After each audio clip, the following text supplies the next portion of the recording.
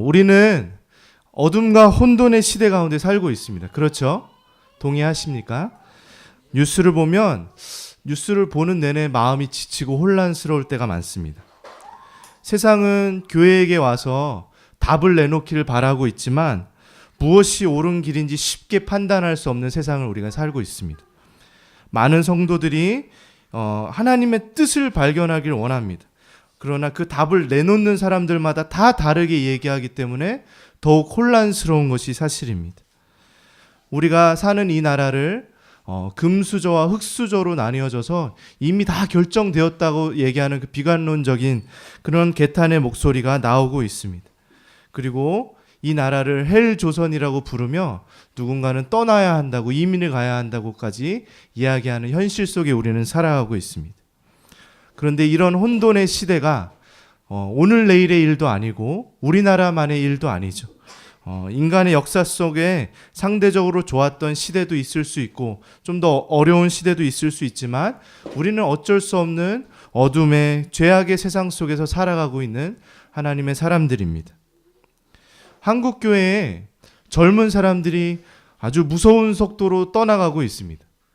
정말로 절망스러운 숫자가 떠나가는 것들을 우리는 여러 가지 통계를 통해 계속해서 발견하고 있습니다.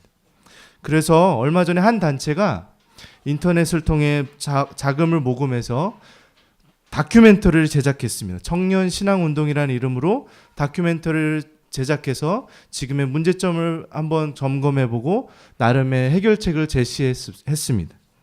이 다큐멘터리에서는 한국교회 부흥기 때부터 청년의 신앙운동들을 살펴봤습니다. 경배와 찬양으로 수만 명이 모이던 때를 영상으로 보여주는데 저도 조금 기억이 납니다. 하스테반 목사님이 막 경배와 찬양 그 허스키한 목소리로 인도하며 수천 명이 모여 예배하는 장면은 지금은 꿈꾸기 어려운 모습이 되어버렸습니다.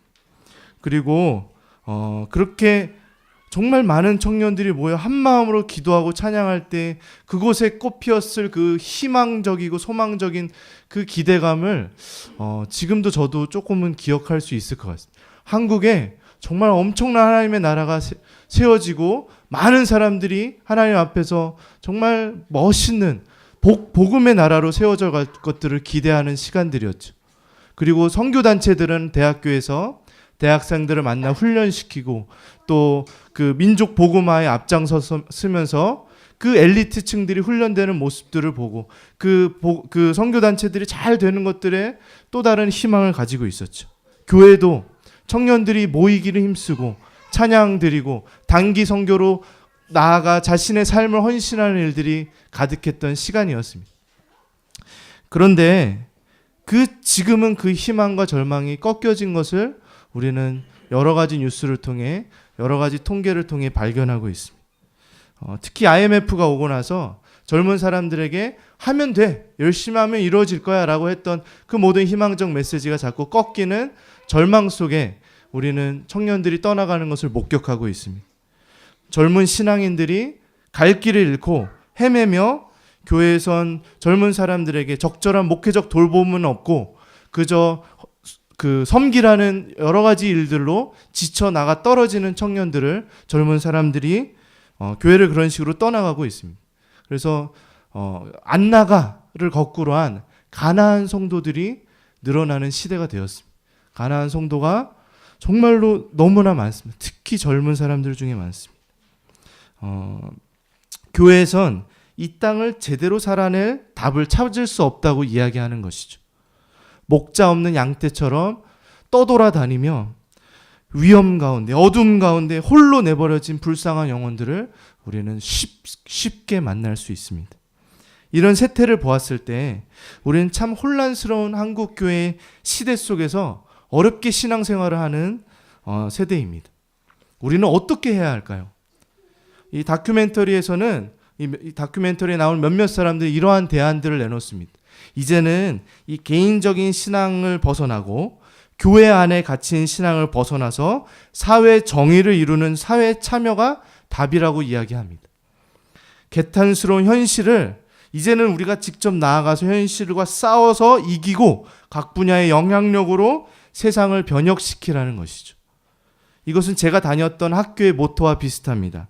제가 다녔던 한동대 입구에 들어가면 크게 Why not change the world? 세상을 바꾸자라는 아주 호기로운 그 글이 써져 있습니다. 그리고 그 열정으로 가득했던 그 초기의 열정을 저도 조금은 느끼고 졸업할 수 있었습니다. 그러나 사실 저는 이런 해답책이 조금 염려스럽게 들립니다. 왜냐하면 이러한 움직임이 우리를 다시 좌절시킬 것이기 때문입니다. 사회를 변화시키는 노력은 당연히 필요합니다.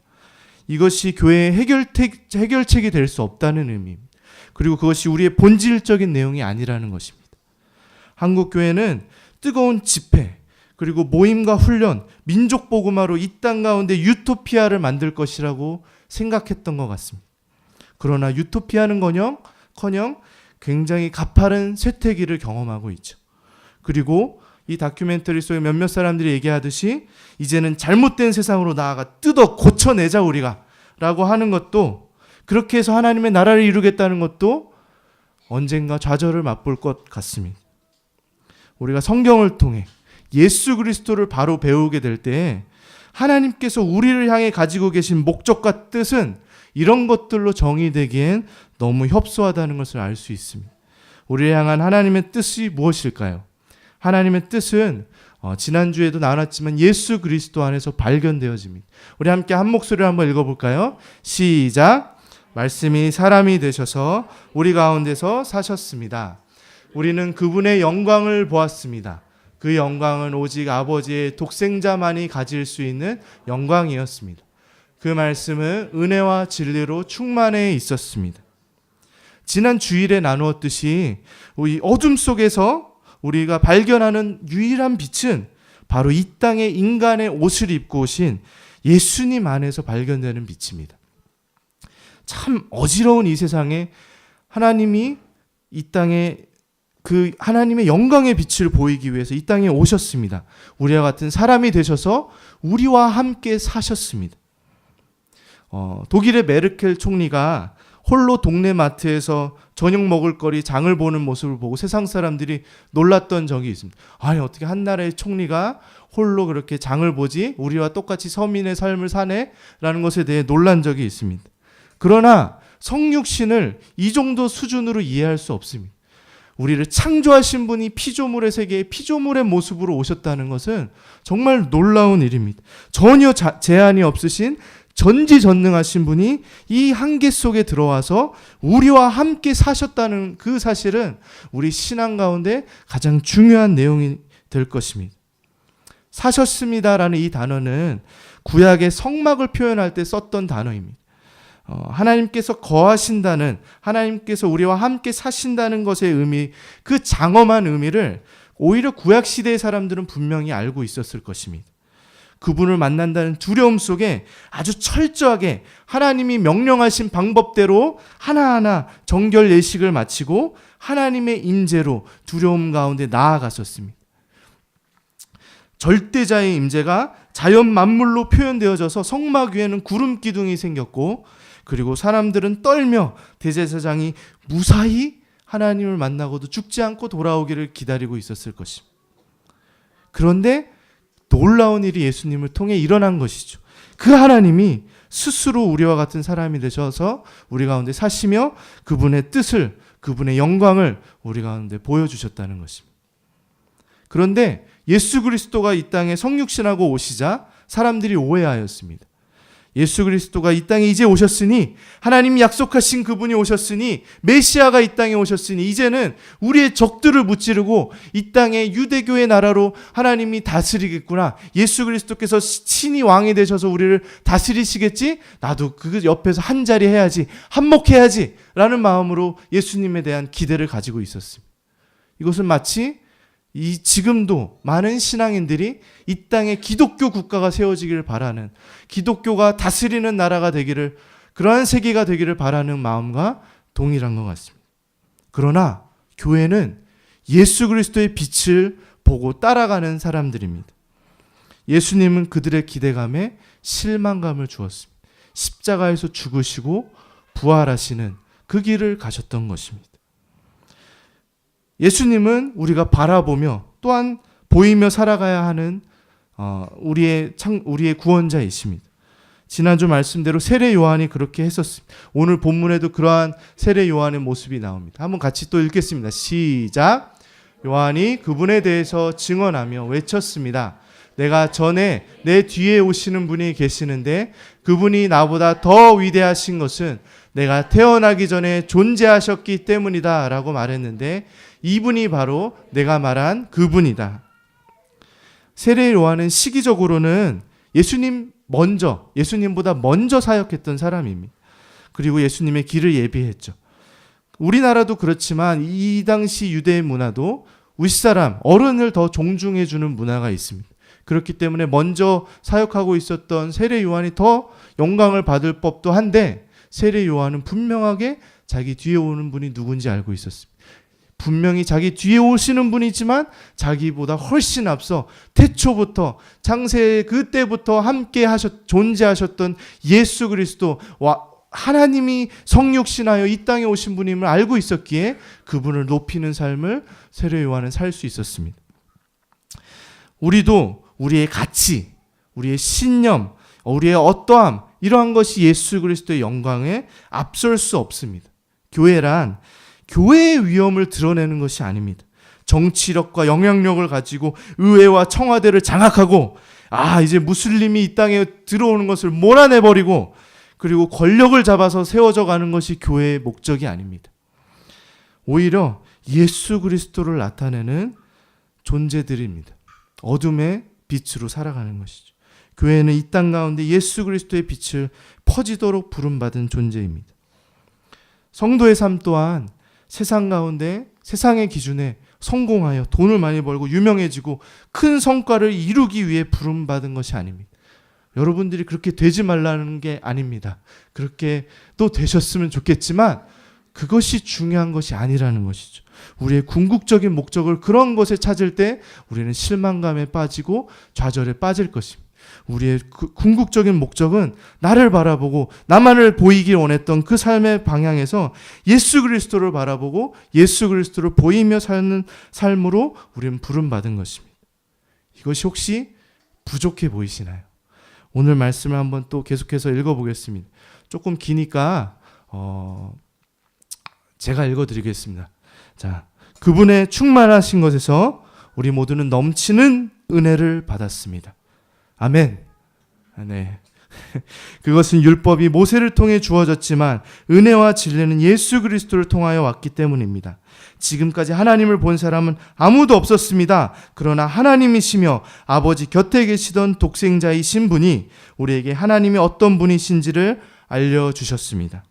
우리가 예수 그리스도를 통해 받은 것은 바로 넘치는 은혜입니다. 이 은혜는 이 구약의 율법을 대신하여 우리에게 임한 하나님의 은혜입니다. 여기서 비교가 되고 있습니다.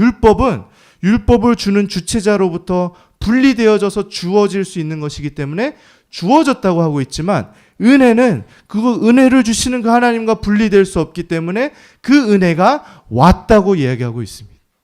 그 하나님께서 친히 이 땅 가운데 오신 것, 그것이 예수 그리스도, 그 은혜가 우리에게 온 것입니다. 예수님의 은혜는 이전과 달랐습니다. 충만했습니다. 모자랄 것 없고 아쉬울 것 없는 놀라운 은혜가 우리에게 오신 예수 그리스도 안에 있는 것입니다. 예수 그리스도를 통해 우리에게 하나님을 알 수 있는 은혜가 주어진 것입니다. 하나님을 안다는 것의 의미는 무엇일까요? 요한복음 17장 3절에 보면 그것은 영생이라고 표현합니다. 영생은 곧 한 분이신 하나님과 아버지께서 보내신 자 예수 그리스도를 아는 것이라고 했습니다. 그 말은 우리가 하나님을 안다는 것은 우리가 하나님과 영원한 그 생명 가운데 그분과 연합되어져서 기쁨과 생명의 삶을 누리는 그 은혜가 바로 하나님을 아는 것 안에 있다는 것입니다. 교회는 이렇게 넘치는 은혜와 진리의 공동체입니다. 이렇게 은혜가 임한 교회 공동체는 성도들은 특별한 존재가 됩니다. 말씀 한번 이번엔 같이 읽어볼까요? 12절입니다. 시작. 그러나 누구든지 그분을 영접하는 사람들, 그분의 이름을 믿는 사람들에게는 하나님의 자녀가 되는 자격을 주셨습니다. 우리는 바로 하나님의 자녀, 우리 매일 외치죠. Children of God. 콕이 된 것입니다. 이 친구들만 콕이 아닙니다. 우리가 콕이 된 것입니다. 교회는 하나님의 자녀들의 공동체입니다. 우리에게 하나님의 놀라운 뜻과 하나님이 자신을 보여주시기 위해 오신 예수 그리스도를 온전히 신뢰하고 그분을 받아들이는 사람들이시라면 우리는 하나님의 자녀들입니다. 교회의 정체성, 성도의 정체성을 어디에 두고 살아가야 할까요? 우리가 하나님의 자녀라는 것, 이곳이 하나님의 자녀들의 공동체라는 그 확신 가운데 우리는 살아가야 합니다. 요한 1서에서 하나님의 자녀됨의 그 놀라운 감격을 이렇게 표현했습니다. 조금 길지만 우리 한번 1절은 자매들이, 2절은 형제들이 한번 읽으면서 한번 묵상해 보겠습니다. 한번 우리에게 외치는 소리로 한번 읽어보겠습니다. 자매들 먼저 시작하겠습니다. 시작.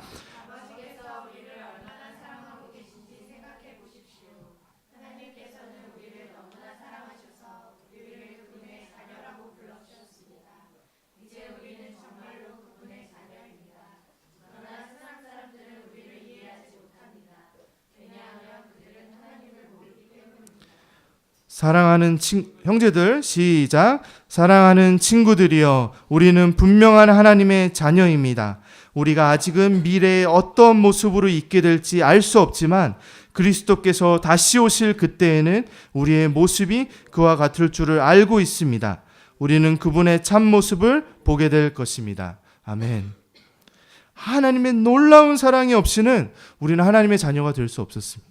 하나님은 정말로 여러분을, 저를 사랑하셔서 우리를 자녀 삼으셨습니다. 그러나 세상은 절대로 우리의 이 정체성을 이해할 수 없습니다. 어둠의 세상은 당연히 빛의 자녀들을 미워하게 되어 있습니다. 기독교는 그렇기 때문에 끊임없는 핍박 속에 살아왔던 것이죠. 세상 사람들은 밝히 드러난 예수 그리스도의 빛을 모르고 하나님의 그 자기 표현, 그것에 대해 반응하기 싫어하기 때문에 우리를 이해하지 않습니다. 우리도 하나님의 자녀로 살아가지만 사실 무엇이 어떻게 되어질지 다 알지 못하며 살아갑니다. 그러나 한 가지 우리가 분명하게 붙들고 살아가는 것은 우리가 하나님의 그 약속 가운데 분명히 하나님 아버지의 그 참된 모습을 보게 될 것이라는 것이죠. 이 땅이 아무리 어둠과 고난의 세상이라고 한들 우리의 창조주 하나님께서 우리 아버지시라면, 그분이 나의 삶을 붙잡고 계시다면 우리는 이 세상 가운데 당당하게 살아갈 수 있을 것입니다. 이렇게 놀라운 특권을 누리는 것이라면 세상의 기준 가운데 어떤 기준과 조건을 만족시켜야만 우리가 그런 하나님의 자녀가 될 수 있다고 할 것입니다. 그러나 하나님은 다르십니다. 세상과 전혀 다른 기준으로 우리를 하나님의 자녀 삼으셨습니다.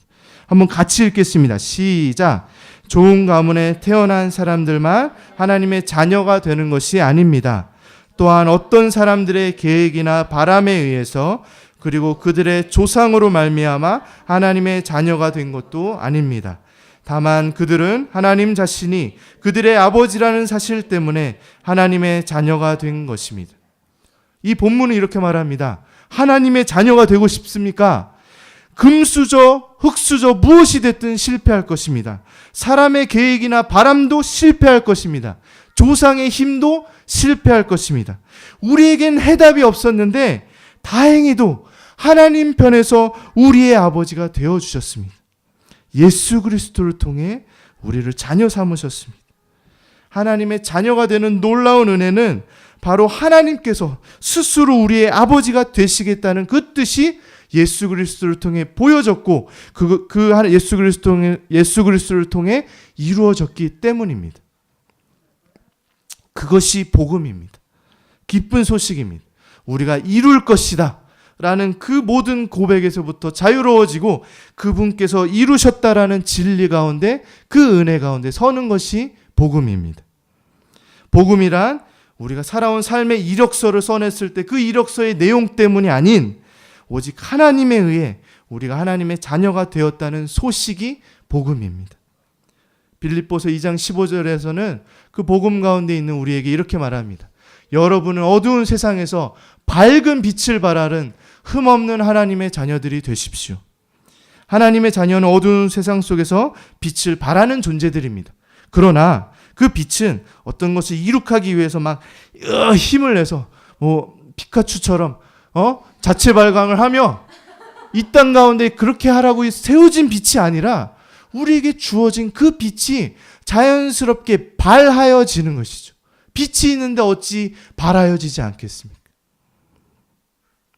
하나님의 자녀들이 모인 교회의 사역과 섬김의 내용은 자녀됨의 자연스러운 표현이 되어야 합니다. 노력이 없거나 애씀이 없다는 의미가 아닙니다. 우리도 훈련할 것입니다. 우리도 계획하고 준비하고 있습니다. 섬김도 필요합니다. 그러나 궁극적으로 우리의 노력과 애씀으로 이루어가는 어떤 바벨탑 같은 그러한 것이 아니라는 말씀입니다. 우리는 자녀다운 삶의 모습으로 이 어두운 세상 가운데 빛으로 존재해야 하는 것입니다. 우리의 자녀다운 삶의 모습이 충분히 하나님의 계획 가운데 좋은 결과로 주실 때도 있지만 빛의 자녀이기 때문에 어둠의 미움을 받으며 인내해야 될 때가 사실 더 많습니다. 어떤 유행과 흐름으로 한국교회가 한국을 변화시키겠다고 한다면 그것은 틀림없이 실패할 것입니다. 우리의 힘으로는 세상을 변화시키긴커녕 교회 자체도 변화시키지 못하고 있고 나 한 사람도 변화시키지 못합니다. 무엇인가를 이루어내는 것으로 우리의 신앙의 삶을 세워갈 수 없습니다. 뜨거운 집회, 건강한 제자훈련 우리도 합시다. 그리고 성도들 우리들도 건강하게 사회에 필요한 데서 참여하고 선한 영향력을 끼쳐갑시다. 하지 말자는 뜻으로 오해하지 말고 나는 아무것도 안 해야지라고 그러게 아니라 우리가 올바른 종말론을 가지고 살아가자는 것입니다. 어떤 사람들은 이 하나님이 이 역사의 끝에 어떻게 하실지에 대해 오해합니다. 우리가 열심히 해서 이 세상을 점차 좋아질 것이고 하나님의 나라가 점차 넓혀질 것이고 그때에서야 완전한 하나님의 나라가 세워지며 그때에서야 예수님이 오실 거야. 세상의 끝이 오실 거야. 예수님이 오시도록 하기 위해서 우리 애쓰자, 힘쓰자, 동원하고 힘쓰고 그렇게 살아가고 있습니다. 그러나 이것은 잘못된 기대로 동기부여돼서 잘못된 헌신으로 소모되고 기대하지 않았던 어려움 앞에 좌절하는 길입니다. 성경은 마지막이 가까울수록 유토피아가 건설되기보단 오히려 하나님의 백성들을 향한 핍박과 고난이 커질 것이라고 말합니다. 구원 사역도 점차 퍼져나갑니다. 하나님의 교회는 절대로 무너지지 않습니다. 하나님의 교회의 일은 계속해서 이루어져 가지만 그 하나님의 일만큼이나 이 어둠의 권세도 점점 악의 세력도 점점 강해져 보일 것입니다. 예수님이 다시 오시는 그날까지는 그런 일이 생길 것입니다. 예수님이 다시 오셔서 그들을 무찌르고 심판하시고 이 땅 가운데 하나님의 나라를 이룩하실 것입니다. 그러니 그때까지 우리는 인내해야 할 뿐입니다. 교회도 마찬가지고 개인의 삶도 마찬가지입니다. 허상을 좇지 말고 주어진 현실을 감당하며 보여진 은혜를 누리고 그 은혜를 보이며 살아갑시다. 헛된 꿈에서 깨어나야 합니다. 이루지 못할 꿈 아니면 이루더라도 허무할 그 꿈 가운데 메어놓고 정해놓고 그것을 이루지 못할까 전전긍긍하며 살지 맙시다. 열심히 살기도 하고 목표도 설정하며 이루며 살아갈지라도 한 가지 기억해야 되는 것은 아무리 거룩해 보이는 꿈일지라도 때로는 그것이 하나님의 뜻이 아니라 나의 뜻일 때가 많다는 것입니다. 진짜 하나님의 뜻이 예수 그리스도 안에 나타났습니다. 보여졌습니다. 예수 그리스도를 쫓아 살고 예수 그리스도를 보이며 살아갑시다. 그분이 주시는 은혜와 진리로 충만한 공동체가 되고 하나님의 자녀된 삶을 살며 어둠 속의 빛으로 살아갑시다. 성육신의 삶이란 한계를 깨기 위해 오신 것이 아니라 한계 속으로 자발적으로 들어오신 삶임을 우리 기억했으면 좋겠습니다. 그리스도인과 교회의 제일 되는 목적은 세상을 개조하는 것도 아닐 뿐더러 나를 개조하는 것도 아닙니다. 우리의 목적은 그분 안에 기뻐하며 영광 돌리는 것입니다. 그때 하나님이 하나님의 계획 가운데 우리를 변화시키고 성장시키기도 하시죠. 그리고 그것이 또한 하나님의 영광을 세상에 드러내는 방법입니다. 어둠의 세상 가운데 빛을 누리며 살아가는 우리를 보고 저 어둠 세상에 하나님 준비하신 어떤 영혼들이 우리를 보고 하나님의 영광을 바라보며 나아오게 될 것입니다. 그러나 우리가 하나님의 빛 가운데 살지 못한다면 어두움은 빛을 알아볼 수 없습니다. 하나님께서 보이신 복음 안에 사는 돌봄교회 성도들의 2016년이 되기를 축복합니다. 돌봄교회 안에 나타난 복음을 자연스럽게 보이며 세워져 가는 우리 돌봄교회 2016년이 되기를 기도합니다. 복음이 보여졌습니다. 복음이 보여질 것입니다. 그러한 2016년을 기대합니다. 말씀을 마치며 제가 좋아하는 찬양을 한 곡 나누려고 합니다.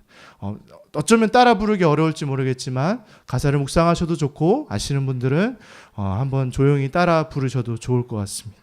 우리 하나님의 자녀됨을 깊이 누리며 이 찬양을 고백하도록 하겠습니다.